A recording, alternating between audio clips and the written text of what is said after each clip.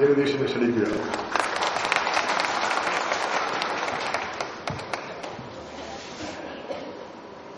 നിസ്വാർത്ഥമായി രാഷ്ട്രീയ പ്രവർത്തനം നടത്തുന്നവർക്ക് റോൾ മോഡലായ ആദരണീയനായ ശ്രീ VM സുധീരൻ,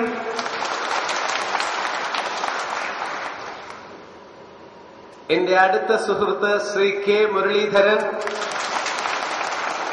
ശ്രീ മോഹൻകുമാർ, ശ്രീ ശങ്കരനാരായണ പിള്ള, അധ്യക്ഷൻ സുദർശനൻ, ജഗദീഷിനെ ജഗദീഷാക്കിയ പ്രിയമുള്ളവരെ, ഈ വേദിയിൽ എനിക്ക് റോൾ എന്താണ്? കുറച്ചുപേര് ചിന്തിക്കുന്നുണ്ടാവും. സുദർശനൻ സൂചിപ്പിച്ചതുപോലെ സുദർശനന്റെയും മോഹൻകുമാറിന്റെയും ആർട്സ് ക്ലബ് സെക്രട്ടറി ആയിരുന്നു ഞാൻ. 3 വർഷം ഗവൺമെന്റ് ആർട്സ് കോളേജ് KSUവിന്റെ ബാനറിൽ വൻപിച്ച ഭൂരിപക്ഷത്തോടെ ജയിച്ച ആർട്സ് ക്ലബ് സെക്രട്ടറി. അതുകൂടാതെ മാധ്യമ സുഹൃത്തുക്കളോട് ഒരു കാര്യം കൂടി പറയട്ടെ. ശ്രീ K മുരളീധരൻ പഠിച്ചിരുന്ന വിദ്യാലയത്തിലെ കോളേജ് യൂണിയൻ ചെയർമാൻ ആയിരുന്നു ഞാൻ.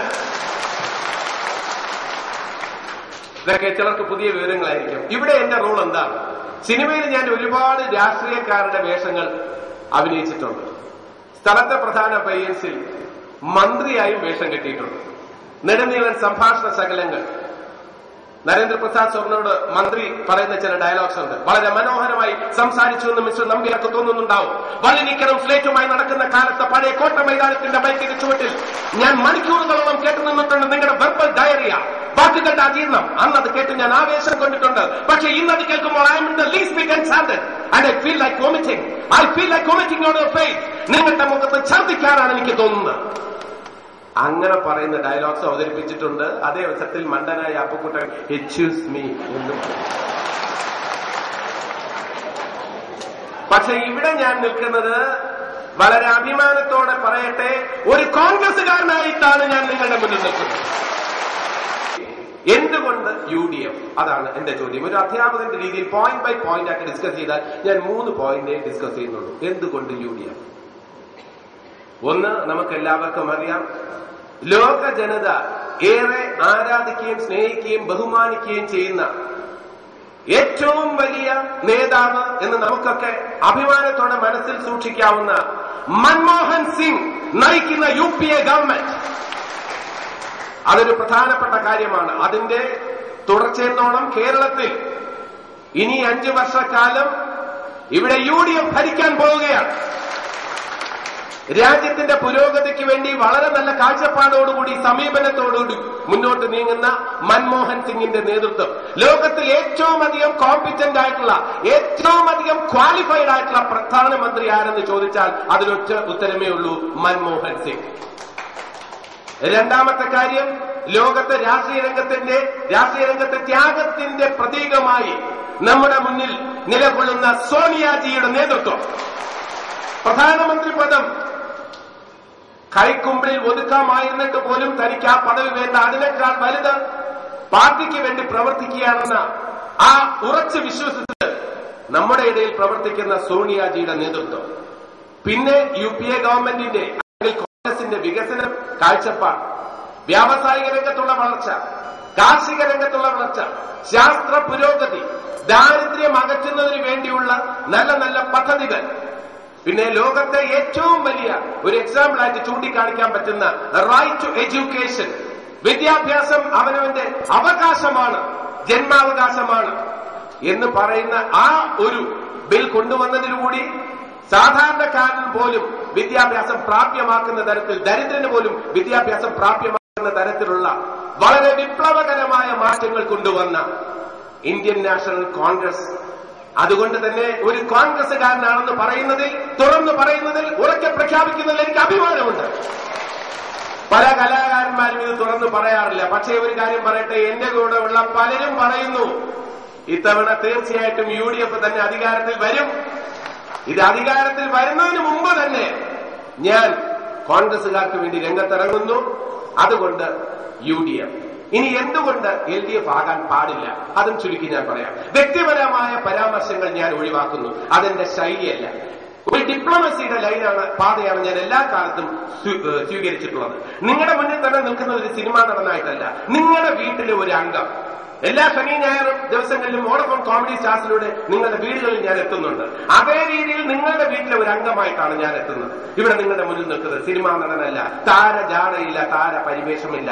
നിങ്ങളിൽ ഒരാളായി, നിങ്ങളുടെ വീട്ടുകാരനായി, നിങ്ങളുടെ സഹോദരനായി ഞാൻ ഇവിടെ നിൽക്കുകയാണ്. ആ രീതിയിൽ എനിക്ക് പറയാനുള്ളത്, കഴിഞ്ഞ 5 വർഷം ദുർഭരണമെന്ന് പറഞ്ഞാൽ പോരാ, ഏതെങ്കിലും തരത്തിൽ സത്യസന്ധമായി മുഖ്യമന്ത്രി മറുപടി പറയട്ടെ, ഏതെങ്കിലും ഒരു രംഗത്ത് പുരോഗതി കൈവരിക്കാൻ കഴിഞ്ഞിട്ടുണ്ട്? ഇല്ലെന്ന് നിസ്സംശയം പറയാൻ കഴിയും. അന്ന് പറഞ്ഞു, മുഖ്യമന്ത്രി പറയുന്നു, പാർട്ടി എന്നെ ഭരിക്കാൻ സമ്മതിക്കുന്നില്ല. അതൊരു എക്സ്ക്യൂസ് ആണോ? പാർട്ടി പറയുന്നു, മുഖ്യൻ ഞങ്ങളുടെ പോളിസികൾ അംഗീകരിക്കുന്നില്ല. രണ്ടുപേരും തമ്മിൽ 5 വർഷം ലാപ്സ് ആക്കി. ഏതെങ്കിലും ഒരു രംഗത്ത് പുരോഗതി കൈവരിക്കാൻ കഴിഞ്ഞിട്ടുണ്ടോ? അവസാനം ഫണ്ട്സ് നീക്കിവെക്കാതെ 2 രൂപയ്ക്ക് അരി എന്ന് പറഞ്ഞു. ഇപ്പൊ UDF പറയുന്നു, ഞങ്ങൾ ഫണ്ട്സ് കണ്ടുവച്ചിട്ടുണ്ട്, 1 രൂപയ്ക്ക് ഞങ്ങൾ അരി തരുമെന്ന് പറയുന്നു. അത് ഇലക്ഷൻ സ്റ്റണ്ടല്ല, ഇലക്ഷൻ തട്ടിപ്പല്ല. അതിനുവേണ്ടി ഫിനാൻഷ്യൽ മാനേജ്മെന്റിന്റെ കാര്യത്തിലൊക്കെ മൻമോഹൻ സിംഗിനെയും ചിദംബരത്തിനെയും പ്രണബ് മുഖർജിയെയും അലുവാലിയെയും പോലുള്ളവർ ഉള്ളിടത്തോളം കാലം സാധാരണക്കാരന്റെ താല്പര്യങ്ങൾ എല്ലാ കാലത്തും സംരക്ഷിക്കപ്പെടുമെന്ന കാര്യത്തിൽ യാതൊരു സംശയമില്ല. ഞാൻ പറഞ്ഞു വന്നത്, സംസ്കാരമില്ലാത്ത തരത്തിലുള്ള LDFന്റെ പ്രവർത്തനം, ആത്മീയ ആചാര്യന്മാരെ നികൃഷ്ട ജീവികളെന്ന് വിളിക്കുക, പ്രസ്ഥാനത്തിന് വേണ്ടി നിലകൊണ്ടിട്ടുള്ള, വിദ്യാർത്ഥി പ്രസ്ഥാനത്തിന് വേണ്ടി നിലകൊണ്ടിട്ടുള്ള, ത്യാഗങ്ങൾ അനുഭവിച്ചിട്ടുള്ള വനിതകൾ അവരുടെ പ്രസ്ഥാനത്തിൽ നിന്നും രാജിവെക്കുമ്പോൾ ഒരുത്തി എന്ന് വിളിച്ച് അധിക്ഷേപിക്കുക, ഇതൊന്നും ശരിയായ സമീപനമല്ല. കോടതിയിൽ, ഈ രാജ്യത്തിന്റെ പരമോന്നത അധികാരപീഠമായ കോടതിയിലുള്ള ഉന്നതന്മാരെ ഉണ്ണാമന്മാരെന്ന് വിളിച്ച് അധിക്ഷേപിക്കുക, മാധ്യമങ്ങൾ ഈ ഗവൺമെന്റിന്റെ കുറ്റങ്ങൾ, പാർട്ടിയുടെ തെറ്റുകൾ ചൂണ്ടിക്കാണിക്കുമ്പോൾ മാധ്യമ സിൻഡിക്കേറ്റ് എന്ന് വിളിച്ച് അവരെ അധിക്ഷേപിക്കുക. അതുകൊണ്ട് ഒരു തരത്തിലും ഒരു പുരോഗതിയും കൈവരിക്കാൻ കഴിഞ്ഞിട്ടില്ല. ടെക്നിക്കൽ റീസൺസ് പറഞ്ഞ് സ്മാർട്ട് സിറ്റി പോലും 5 വർഷം വൈകിച്ചു. ഇനി മൂന്നാമത്തെ പ്രധാനപ്പെട്ട ചോദ്യം, എന്തുകൊണ്ട് കെ മുരളീധരൻ? ഈ കയ്യടിയിൽ നിന്ന് തന്നെ വ്യക്തമാണ്, ഇത് എനിക്കുള്ള കയ്യടിയല്ല, ശ്രീ കെ മുരളീധരനുള്ള കയ്യടിയാണ്. ഏറ്റവും നല്ല വാഗ്മിയാണ്. പറയാനുള്ള കാര്യങ്ങൾ വെട്ടിത്തുറന്ന് ചങ്കൂറ്റത്തോടെ കോൺഗ്രസുകാരുടെ താല്പര്യങ്ങൾ സംരക്ഷിച്ച് പറയാൻ കഴിവുള്ള കേരളത്തിലെ ഏറ്റവും നല്ല നേതാക്കളിൽ ഒരാളാണ് കെ മുരളീധരൻ. നമ്മുടെ അദ്ദേഹത്തിന്റെ കൂടെ നിന്ന് അദ്ദേഹം എല്ലാ കാലത്തും നമ്മുടെ താല്പര്യങ്ങൾ സംരക്ഷിക്കും, അതിൽ യാതൊരു സംശയം വേണ്ട. അതുകൊണ്ട് തന്നെ ഈ നിയോജക മണ്ഡലത്തിൽ നിന്നും തിരഞ്ഞെടുക്കപ്പെട്ടാൽ അദ്ദേഹം ഈ നിയോജക മണ്ഡലത്തിന് വേണ്ടി 100% ആത്മാർത്ഥതയോടെ തന്നെ പ്രവർത്തിക്കുമെന്ന കാര്യത്തിൽ സംശയമില്ല. പിന്നെ അസംബ്ലിയിലാണെങ്കിൽ പോലും ഏറ്റവും നല്ല, നമുക്ക് കുറിച്ചുവെക്കാൻ പറ്റുന്ന തരത്തിലുള്ള ഏറ്റവും നല്ല പ്രസംഗങ്ങൾ വരാൻ പോകുന്ന നേതാക്കളിൽ ഒരാളായിരിക്കും ശ്രീ കെ മുരളീധരൻ എന്ന കാര്യത്തിൽ സംശയമില്ല. മുരളീധരനെ സംബന്ധിച്ചിടത്തോളം എല്ലാവർക്കും സ്വീകാര്യനായി മാറിയ കോൺഗ്രസ് നേതാവെന്ന നിലയ്ക്ക് വട്ടിയൂർക്കാവ് മണ്ഡലത്തിന് അദ്ദേഹത്തെ ലഭിച്ചത് ഈ മണ്ഡലത്തിന്റെ ഭാഗ്യമായി ഞാൻ കണക്കാക്കിയ,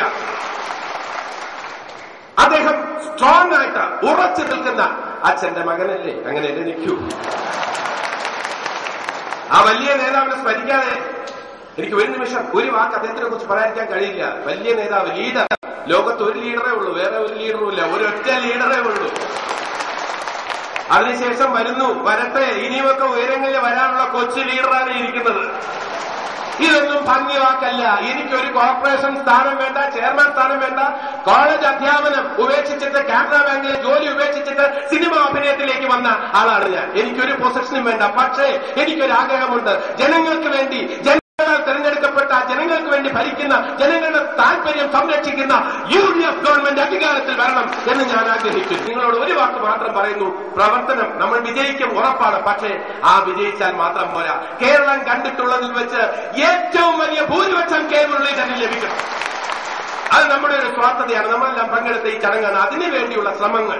രാവിലെ തന്നെ പോളിംഗ് ബൂത്തിൽ പോവാം, കള്ളവോട്ട് ചെയ്യാൻ മറ്റേ പാർട്ടിക്കാർ, അതാരെന്നറിയാമല്ലോ, അനുവദിക്കരുത്, ഒരു കാരണവശാലും അനുവദിക്കരുത്. ആ രീതിയിൽ മികച്ച ഒരു പ്രകടനം ഇലക്ഷനിലൂടെ തുടങ്ങി കേരള രാഷ്ട്രീയ ചരിത്രത്തിൽ മികച്ച സംഭാവനകൾ നൽകാൻ കെ മുരളീധരന് കഴിയട്ടെ എന്ന് ആശംസിച്ചുകൊണ്ട് നന്ദി, നമസ്കാരം, ജയ് ഹിന്ദ്.